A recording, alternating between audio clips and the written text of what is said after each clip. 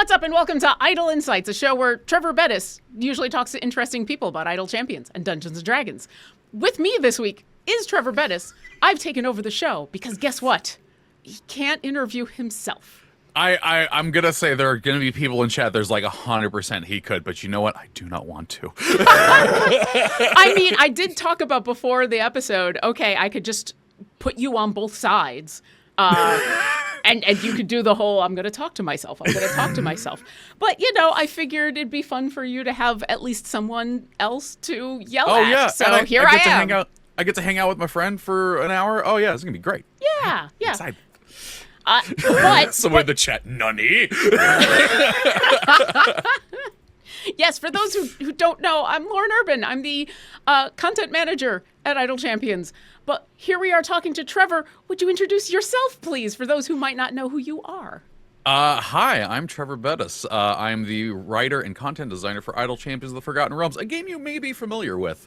I did some things that y'all played recently and hopefully unlocked, so we'll talk about that. Yeah, we'll avoid some major spoilers, but we'll talk about at least a champion or two and stuff that's coming up. We are live today, so we do have the amazing Gabe in chat. Thank you, Gabe. Gabe is going to be grabbing questions from chat, so if you do have any questions for Treavor, make sure you put question in big capital letters and your question so that they can grab it. And towards the end of the show, we'll do a speed round of questions from the chat to see what they want to hear about. But first, since I am taking over for Treavor, I'm literally taking over and I'm just stealing his intro. Treavor, since this is not the first time you've been on the show, and so I think you've already talked about how you got into D&D, would you tell us about your first D&D character? I think I may have briefly talked about this on an episode recently, but so the way that I got playing D&D was my friend had all of the 3rd edition books, and he wasn't from here, he moved across the country here and brought all of them with him. Damn. And he's like, I really want to play D&D and I don't have anybody to play with. And he told my wife that, hey, you can make a pirate, and she went, okay, we're playing D&D. So I sat down with him to make a character, and he's running me through the basic classes. I will say one of the things that I'm so happy about is that he didn't just throw every one of the 3rd edition possible classes at me. He just gave me the player's handbook. Yeah, he gave me the player's handbook and was like, which one of these worked for you? And at the time, I was playing Dragon Age 2. I was very much obsessed with that game in that moment. And I was like, oh, well, I kind of want to make, how they do a mage. So I told him, how mages worked in that. And he's like, okay, why don't we do sorcerer? And we can kind of work towards that sort of thing later. And I ended up making a character, a human sorcerer named Jace Logan. Jace because of the Magic the Gathering Planeswalker, and Logan because that was the name of my main character in Dragon Age 2. And I just thought Jace Logan sounded like a really cool name. I mean, it is.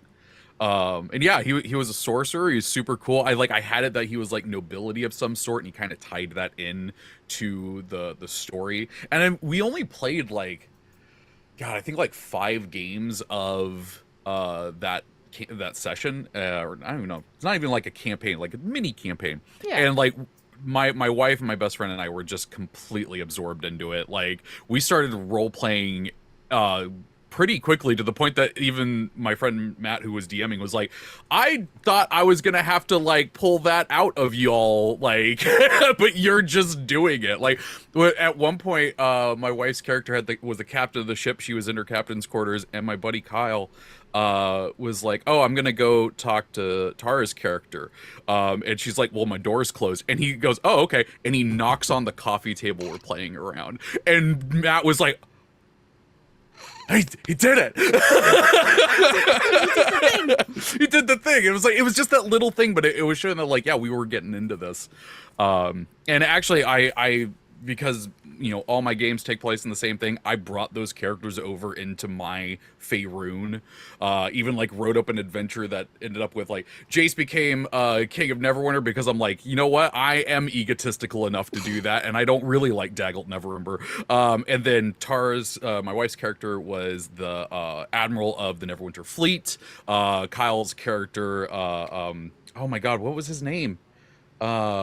But he was a barbarian. I made him like the leader of the guard and stuff like that. So like I've had those characters still hang around for a while, and I love them a lot.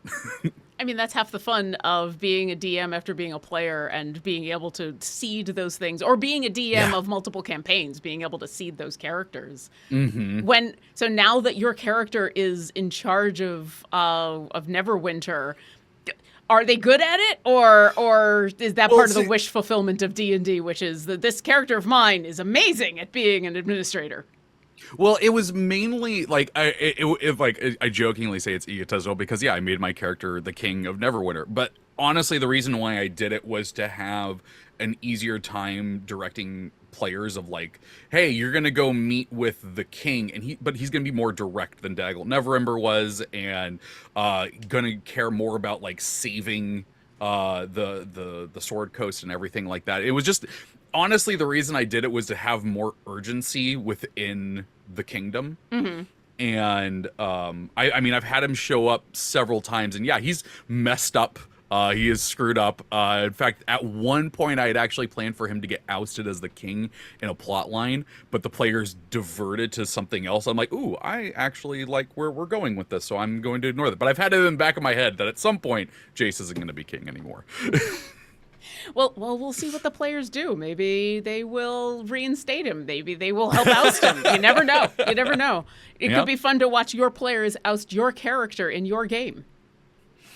I mean, that's the kind of thing that I love. It's just like most of the time I don't tell players when the characters they're interacting with are previous players or even my characters, and so it's always fun after they've done it for a while, and then I reveal that, and they go, "Oh, wow." Oh wow, and we did that to them? Oh. Yeah. One of those. Well, so let's back up a little bit, because now you are the content designer for Idle Champions, which means you get to play with all the characters. You get to be the DM, in a way, of all the characters. Is that a good way of describing your new job? Is you are the DM of it? It was literally the way the job was described to me.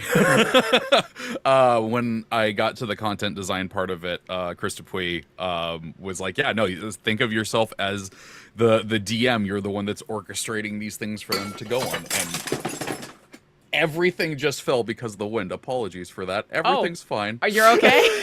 Yeah, everything's fine. It was just... Oh, wait, hang on. Is the Steam Deck okay? Okay, the Steam Deck's fine. Okay, all right. So that's all that really matters. Not the sound of shattering glass. You're okay? No, nothing shattered. Nothing shattered. Okay. All right. We'll check that out later. But yeah, it was essentially described to me as like you're thinking of yourself as the DM for this. And so that's kind of been my philosophy with making these adventures, especially ones like you might get to play next week, where they aren't directly from the campaign that we're going with itself. Like it's like this was a little side quest thing. So when it's a side quest thing, I can put a little more of my style and whatnot into it. Nice.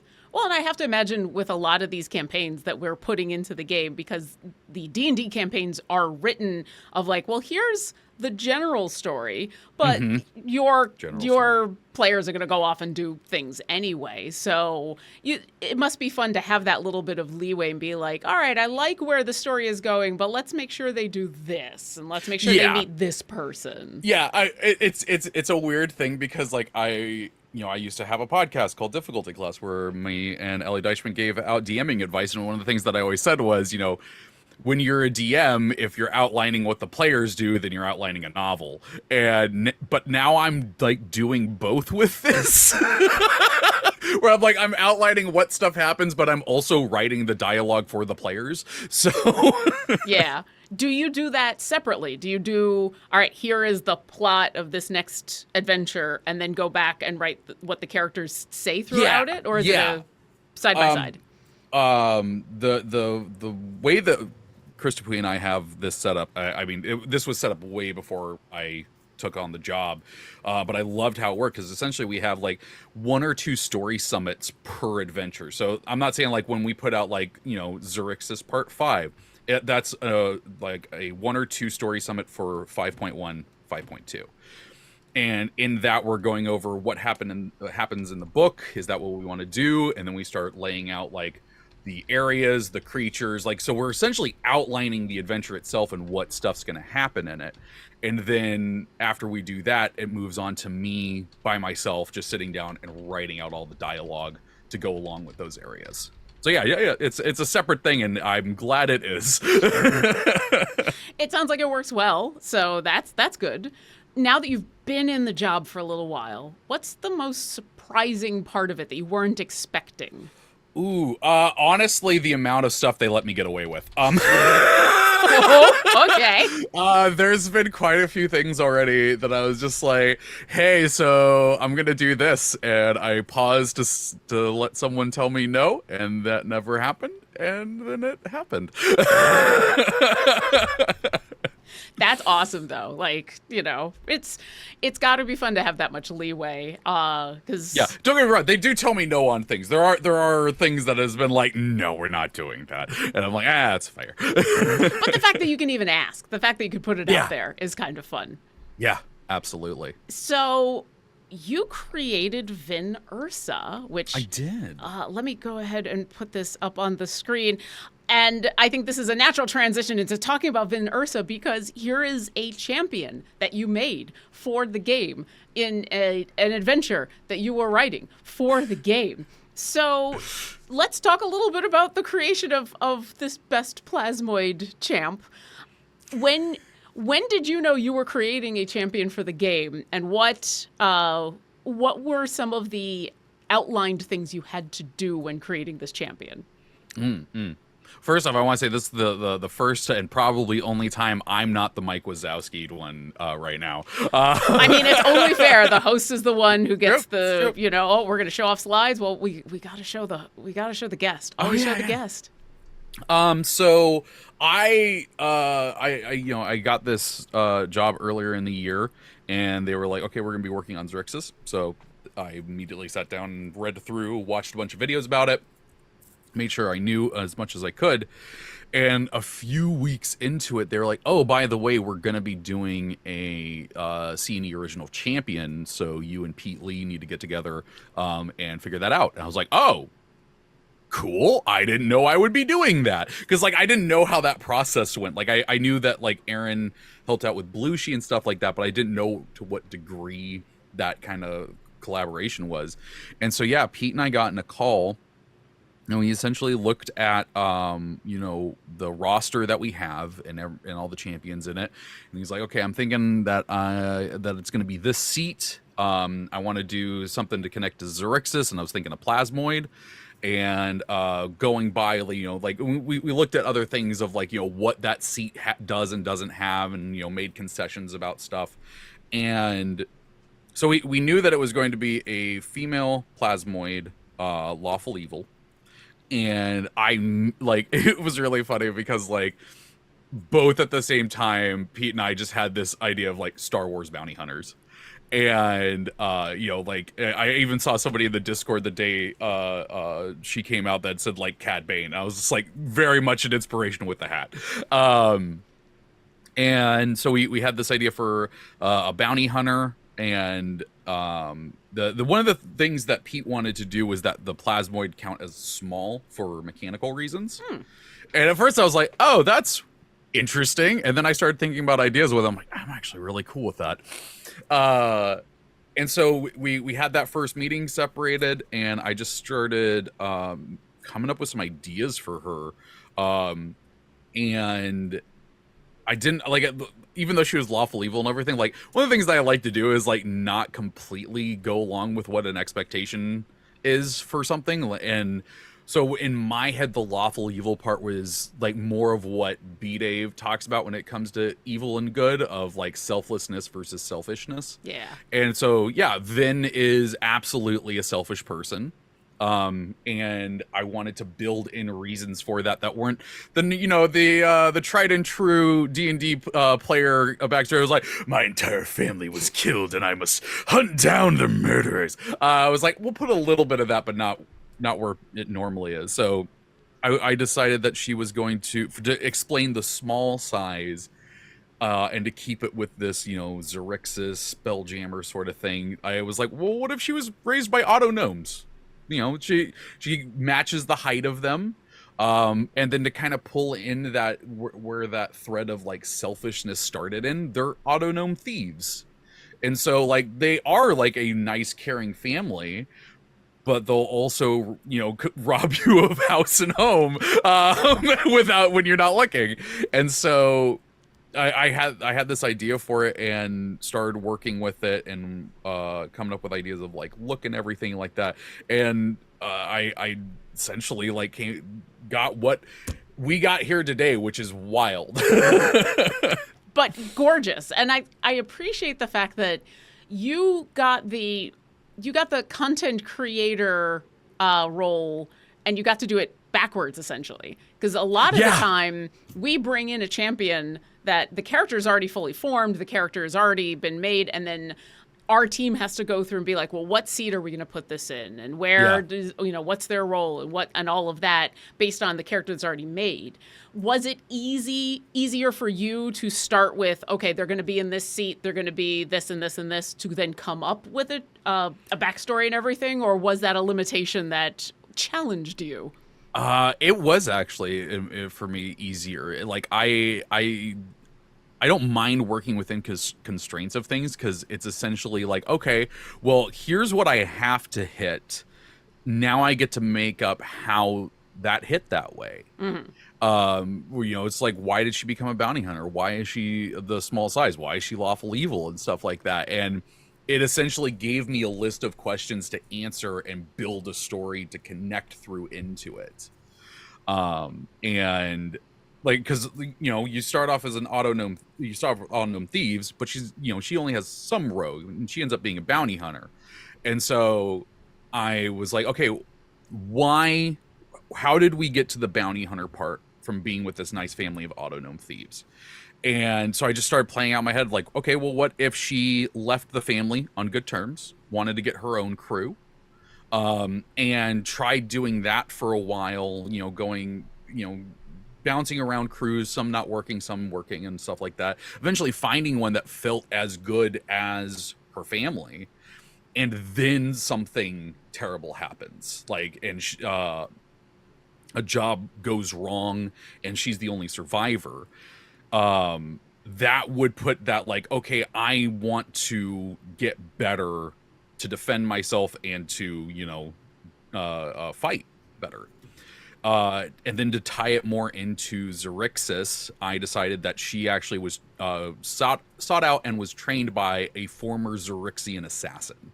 So there is that tie there for Light of Xerxes and, these deadly astral elves and everything like that. And she learned from them in order to get her revenge, which is a thing that, like, in her backstory, she just does. And awesome. And after that, it's kind of realizing, hey, I'm kind of good at this. And I'm kind of deadly. Yeah, and that's where the personality for Vin started forming in my head. I loved this idea of someone who's like really wants to be cool, and every time she tries to be, messes it up, but then is inadvertently really cool in the moment, but she never notices. She wants to be cool in a different way than the way she can be cool. Yes, exactly. That, I mean, like, you even put in the spotlight for it. It's like, did anybody see how cool that was?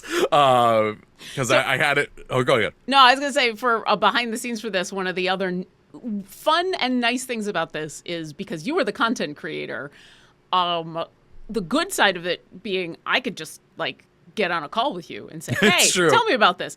Because for our outside content creators that we bring on in, we do a whole interview process of like, tell us all about your character, and there's back and forth and everything. And so I have write-ups when I'm making the blog and the videos. I've got write-ups to go to and like refresh my memory and see stuff. And then there's usually like a show, if we're bringing in a Black Dice Society character, I can go watch the Black Dice Society and get an idea of their voice and everything. Yeah. So I didn't have that for Vin Ursa, but what I had was you.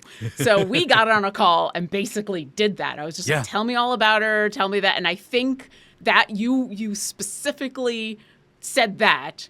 Did anyone see how cool that was? And I'm like, well, that's the quote. That's just, you okay if I quote you on that? Yep, here we go. Done. Is that have you been essentially playing D&D with her in your head in order to get her voice, or has this been more of a author character study?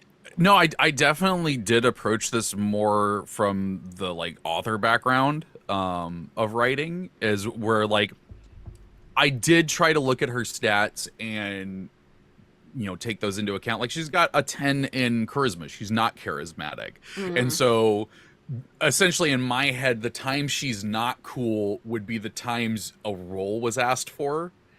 And then the times that she is cool is when she's using those like deck skills or something else like that and not realizing how cool she is in that moment. Yeah. So yeah, it would, I mean, don't get me wrong. I do think it would be kind of cool if like when I was coming up with a C&E character or something like that, I did, we got a group together, played a few sessions, and I got to like flesh out the character that way. But the thing is, that's a lot of time that all of us could be using to do different things. Yeah.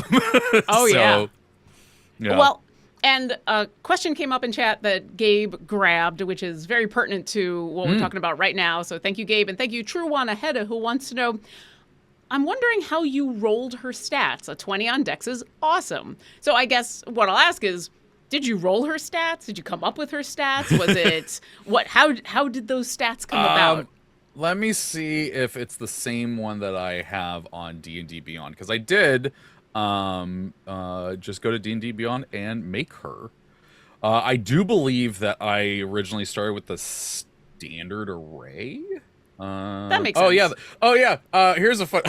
I went to go find her. I'm like, wait, why isn't she here with V? Because Vin Ursa is not her actual name. Breaking news. Yeah. Her plasmoid name is Brittlebrox, and Vin Ursa is the name that her autognome adoptive parents gave her. Well, actually, Ursa was the family name of autognomes. Vin, if I remember correctly, for what I wrote, she gave herself the name Vin because it was because she saw it etched on like the back of one of her parents' arms or something like that. Not really, because I thought like they'd have like being a VIN number. Oh, okay. All right, okay. And all of the autognomes would have a VIN number, so they'd all be VIN.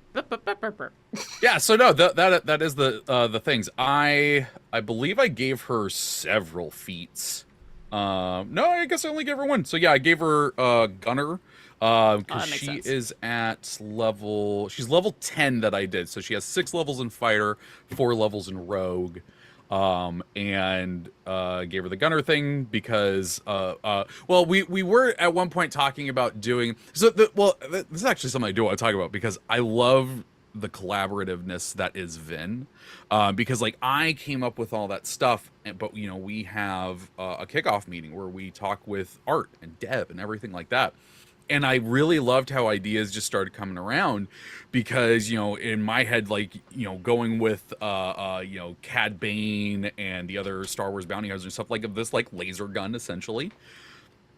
And I think it was V that had the idea of like, oh, well, what if it was like a wrist thing? And like, as soon as she said that, I was like, ooh, oh, I love the motion of that. And like, I think in one of the things that I put was like, the scene from Book of Boba Fett when Din Djarin's like doing this with the wrist thing and the little missile shooting out. Granted, we just do one laser, but and then like in my head, she was wearing gloves to like kind of like form fingers.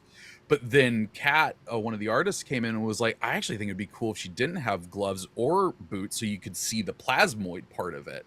And I loved that. And another, I had described these apertures, or not apertures, but like these little like tubes and stuff going through her outfit where like the plasmoidy part was flowing through. And someone had the idea of like, well, what if just parts of the plasmoid came out and like one of them hold like the laser point of it, like stuff that like I absolutely couldn't have come up with on my own, and because we have an amazing team of people, like Vin looks so freaking cool.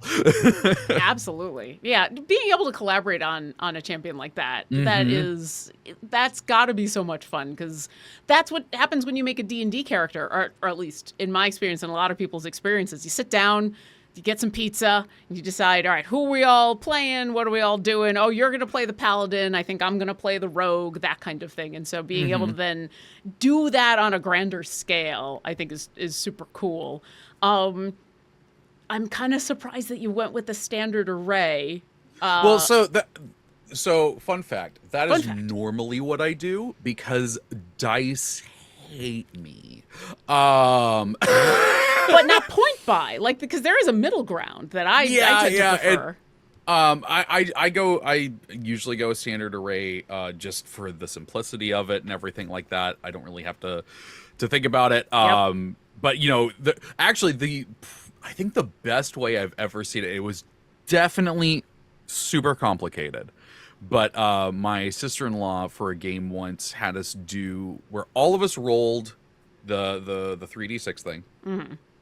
And then she did a thing organizing them into 6 options for us. Where she took all the numbers and was like, okay, this one gets the high one and then the low one and then the next high one. And then and so made this array of options from what we rolled. And it was essentially like, okay, who wants to be the min-maxer? You should take this one. Who wants to be the jack of all trades? You should take this one. Interesting. And yeah, it was a really cool thing where it's like we still rolled dice. There's still the randomness to it. But most of us ended up with like what we were kind of hoping for in it. Yeah. I'm probably going to roll from now on though. Well, because you mentioned that you tend to roll very poorly. And so, that could be interesting. We experienced that a little bit when we played together at Dungeon Scrollers, but I'll get to that in a little bit. I do tend to prefer the point buy for that middle ground reason of like, all right, the randomness. I've had the experience of rolling and going, well, crap. On both ends. Like, I've had the experience of rolling and going, oh, this is just like, I didn't roll anything under a 12. This is a little ridiculous. And then, I don't know if I've ever told the story. I probably have. When Orkira came to D4 for the first year that she was on, they all roll their stats. So they said, well, when you rebuild her for D4, roll your stats. And I did it in D&D Beyond. And the stats that I came up with were kindly called commoner stats. Ooh. Like, I think I rolled a 7 and a 10. Like, they were bad. And so I shipped them on over to Dustin and Devin. I'm like, okay, this is going to be interesting. And then I got a message back immediately of just like, yeah, we rolled stats for you. Here you go. And they just gave me numbers. I love it. Speaking of numbers and rolling, I just got word that Gabe is going to be starting up the giveaway. Look, she's so much better than me at this. She remembered. Watch. As soon as I got to do it without you, that's when I'm going to forget. That's when I'm totally going to forget. But yes, if you are listening in, come over to the Twitch chat. If you are already in Twitch chat, keep your eyes out for the code that is going to be showing up in chat that you can then put in to enter to get 42 chests in the game of your choice, except for Bahamut chests. But any other chests, you can get to decide. But keep an eye on chat for that giveaway command, and we'll see who wins that. But I'm gonna sneak in here because you alluded to it there, and I figured now is probably the better time to do it. Just as a heads up, folks, Lauren is actually gonna be taking over for Owl's Insights the entire month of August. That's right. That's right. So you're gonna get to hang out with her and some awesome guests. I need to go into a writer cave for a while. Cave? I mean, go to a nice cabin or something. You don't have to be in a cave. You know. I mean, you deserve at least real furniture. As long as there's a nice cafe like right next to the cave, I think I'll be fine. You know what? It wouldn't surprise me. It wouldn't surprise me if there's a tragic backstory. Oh yeah.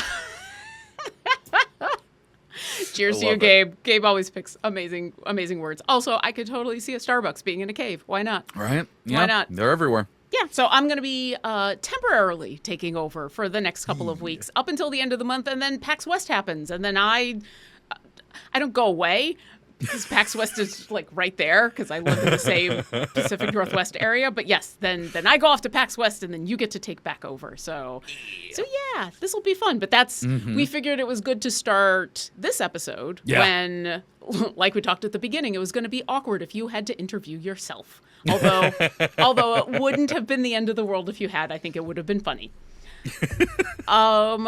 Let's talk about a couple of other things that you do on a regular basis, mostly podcasting. You've got like 3 billion podcasts. I have less this year. You do. You've got less this year. I specifically thought we'd talk about the one that is an ongoing right now podcast, writing about dragons and stuff.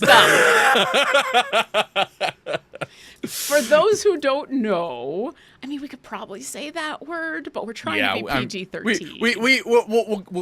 It will happen once, and that's the only time. We It's don't called- know when it happens. Well, no, I'm going to just do it now, and I'm going to say, chat, be nice. It's called Writing About Dragons and Shit. It's a good title. I like it. For those who have not listened to this podcast, what is this about? Well, so I'll give a little backstory to it. Some of y'all may remember a show we had on this very channel called Champions of Lore. It was the first show that I had on this channel, and that's still kind of in disbelief that ever happened. And they were like, "Hey, so you're gonna host a show, and it's gonna have B. Dave Walters and Aaron M. Evans talking about D&D lore." And I was like, "Okay, awesome, cool." Aaron, B. Dave, and I like ended up becoming like really quick friends. Like, we very soon had like a group chat on Twitter, and at first that was to kind of be like talking about topics and stuff, but then we were just sending each other tweets and stuff like that and joking about stuff. B-Dave sending random memes? Just, I can't imagine B-Dave ever doing that. Now we're doing it on Instagram, and it's just Star Wars reels. I don't know if you see, I saw one the other day where it's using the meme. It was just like, he's the best guy we know. What about the murders? What murders? And it has a picture of Anakin Skywalker in the background. Oh, no. I gotta say, with Baldur's Gate 3 finally dropping, I'm actually looking forward to the memes that are gonna come out about that. I cannot wait for the memes. Yeah, the memes are good. But anyway, back to writing about dragons. So I at the time, that was definitely at the height of my podcast problem, where I was like, I'm gonna do one about D&D. I'm gonna do one with my half siblings talking about being donor conceived. I'm gonna do a supernatural one with my friends. I'm gonna do another one with my friends where we're just talking about whatever the heck we want. And I like literally was coming up with podcast ideas all the time. But then one of the passions that I have, surprise, surprise, is writing. And Erin is a published author with some incredible stories under her belt. B-Dave has done screenplays and comics and all of this stuff. And I was like, well, I wonder if they like me enough that they'd want to hang out with me more than that show. Spoiler alert, the answer is yes.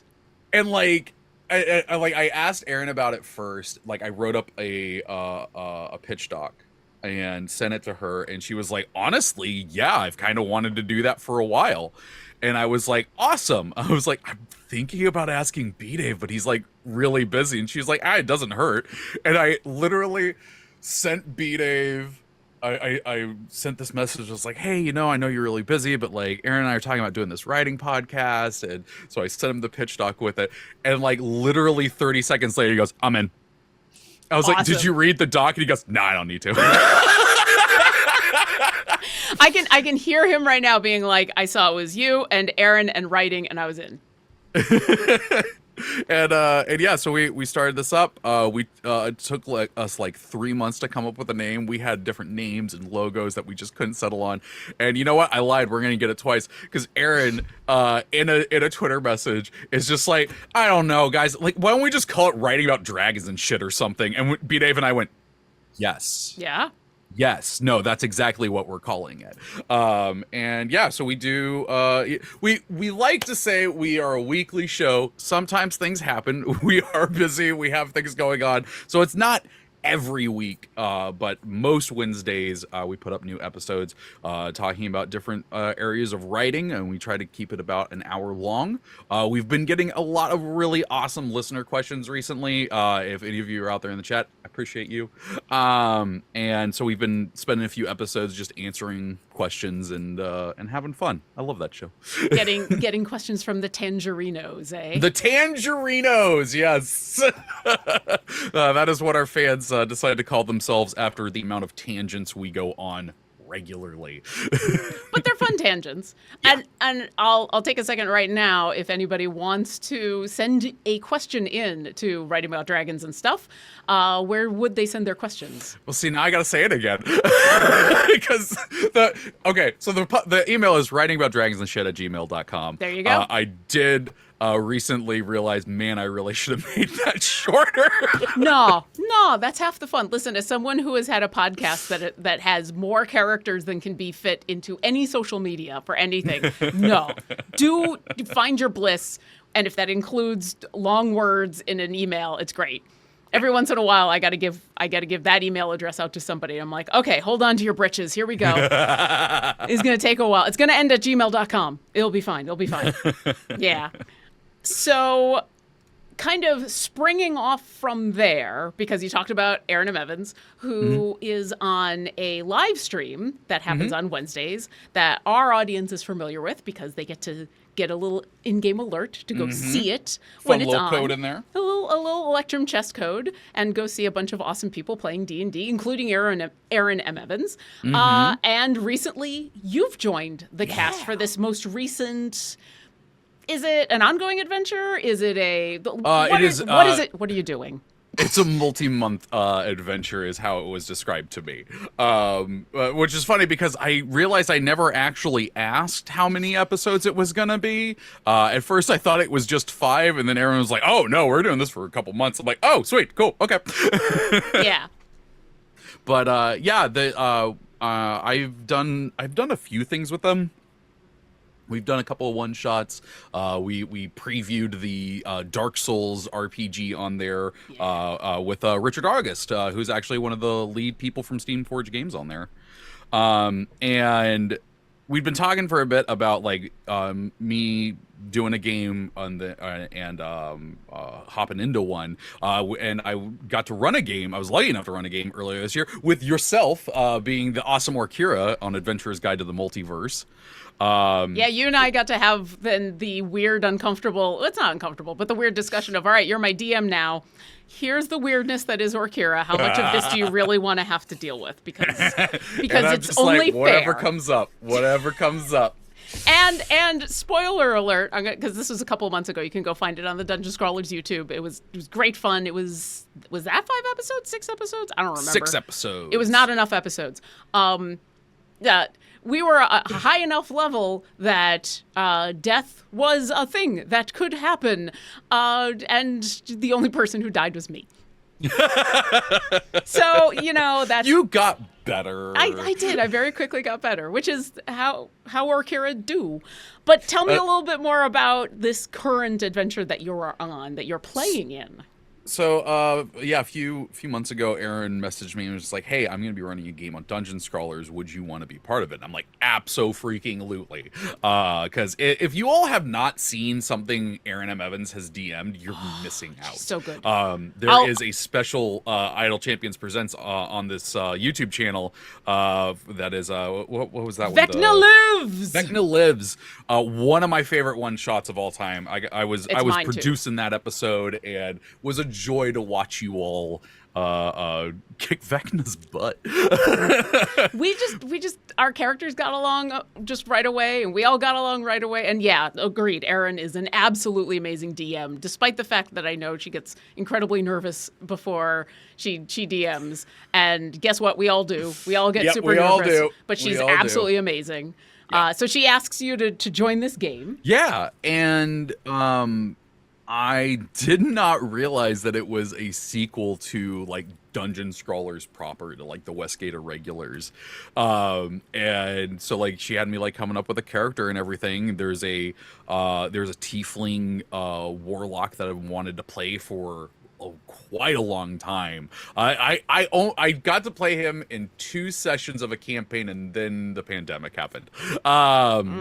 Yeah. And so, yeah, I made Florin Morn, and I will tell you this: this is there's no way to not make this sound like a brag.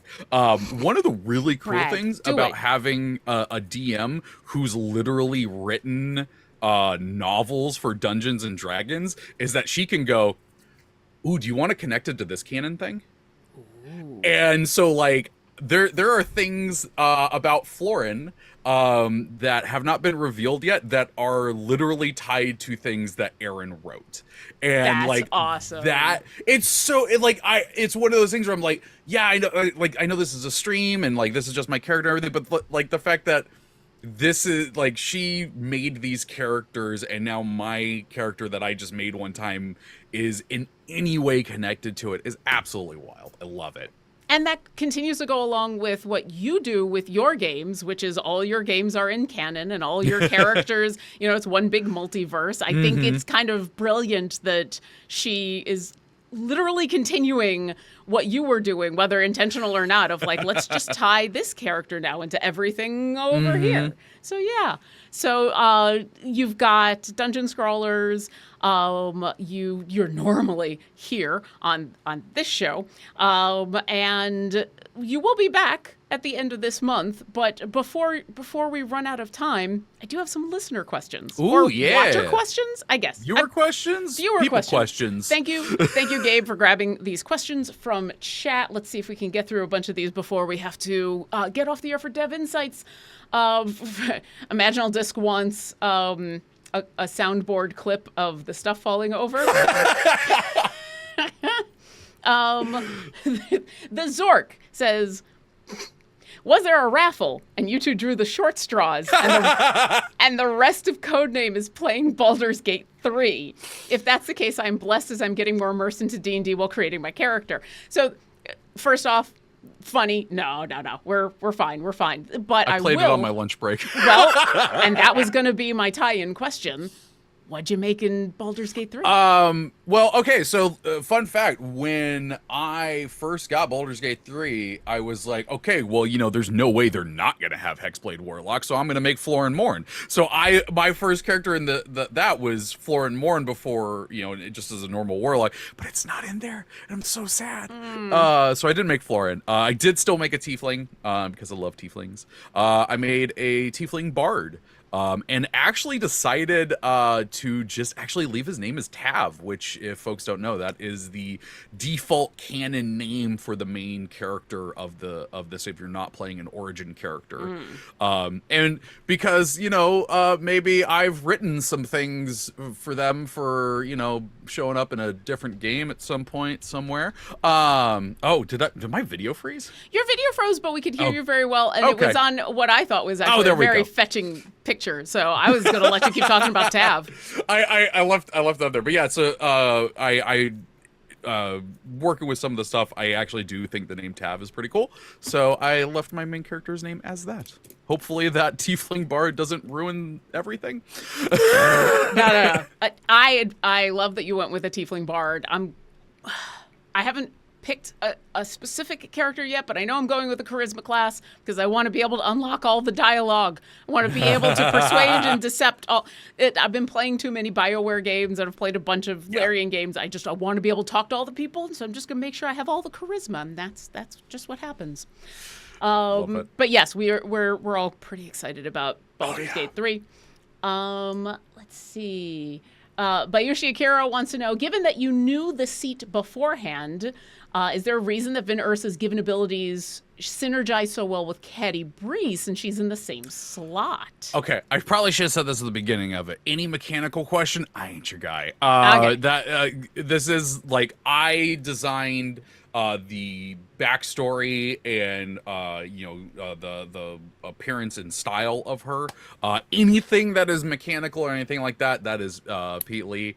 And I will tell you this: there's most likely a reason for it. And it because the way that game development works is that we're not always just thinking about what is currently in the game. We're also thinking about what is to come. So there could be a reason down the road why that is like that. You just might not be able to see it right now because not everything is there. Yeah. And honestly, at this point, with 110, 12... Oh, we're more than that. Yeah. We got a lot. We got a lot. With well over 100 champions in the game, we're at the point in where it doesn't matter where you put somebody. There's gonna be another champion in that slot that you're like, oh, it'd be really nice if the two of them, either story-wise or mechanics-wise. It's just it is the double-edged sword of being a game that's been going on for 122, says Vincent Venom. Thank you, Vincent Venom. 122. I'd lost track. After we did our 100th and we were like, yay, 100th. I'm just like, they're all triple digits now.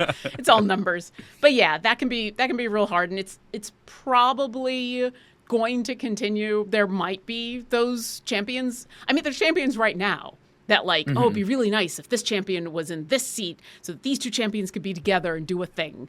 I think about that a lot with the champion in the game.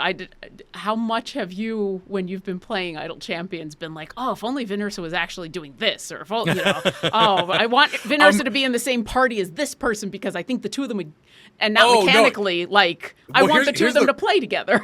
Here's the really funny thing, though, is I made this character and it's in the same seat as Freely and Farida. So writing about dragons and stuff, we got a seat. There you go. All in one seat. All together. Imaginal Disc wants to know, did you do Vin as in a V'ger Trek reference? Which I know you explained where the Vin came from, but I just thought that was super funny. I will actually be honest. Coming up with a name, if you haven't noticed, a lot of Star Wars names go in the pattern of 1 syllable, 2 syllable. Wedge and Tilly's. Luke Skywalker. I wonder if that's... that one's more than it. Yeah, well, but I wonder if that's on purpose or if that's just the style of those of George Lucas, I guess. It is a thing. I know this from my Star Wars fan fiction days. Like, if you want to name a Star Wars character, give it that pattern, and it will sound like a Star Wars character. So it was an homage to the naming convention of it. That's awesome. I have to know, how did you find that little bit of Boba Fett is lore? actually the flip of it. Somebody put in chat, they said Boba Fett. That one is it flipped. But how did I find that? Oh, Darth God, Vader. It was probably some Star Wars forum back in like 2004. Some AOL Instant Messenger stuff. I was maybe playing a AOL Instant Messenger Star Wars RPG at that point, so I mean, enjoy it. It's fun. I love that kind of, because I know that Lucasfilms has someone who their full-time job is just to be the arbiter of the Star Wars lore. Oh, yeah. And so it wouldn't surprise me if that was... Don't we all... Like, I remember when he got hired, they, like, announced that position, and basically half of the people I knew in my life were like, I didn't know that could be a job. How do I get that job? How do I get that job for this thing over here that I love? Yeah. All right. One last question before we got to get off to let Dev Insights come on. Starchaser 43.